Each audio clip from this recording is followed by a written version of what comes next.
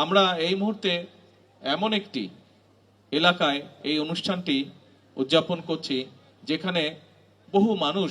সচ্ছল অর্থনৈতিকভাবে স্বাবলম্বী মানুষ আছেন। এই সকল মানুষের কাছে আমি বিনীত অনুরোধ করব যে আমরা প্রত্যেকটি মানুষ যারা সচ্ছল, যারা অর্থনৈতিকভাবে স্বাবলম্বী,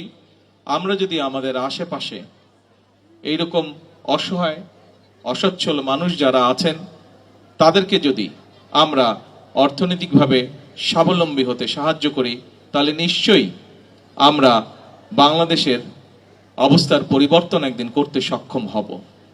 আজকে শহীদ জিয়ার ৪৫তম শাহাদাত বার্ষিকীতে একজন রাজনৈতিক কর্মী হিসাবে সমগ্র বাংলাদেশের সকল অর্থনৈতিকভাবে স্বাবলম্বী এবং সচ্ছল মানুষের কাছে আমার বিনীত আহ্বান থাকবে, আসুন,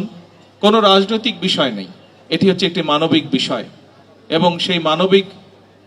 বিষয়টিকে সামনে রেখে আমাদেরকে যে আল্লাহ তাআলা আমাদের যে সকল মানুষকে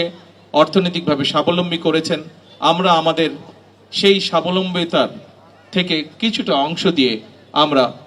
যতটুকু পারি, যে কয়জনকে পারি, অসহায় দুস্থ মানুষকে নিজের পায়ে দাঁড়াতে সাহায্য করি। শহীদ জিয়ার ৪৫তম শাহাদাত বার্ষিকীতে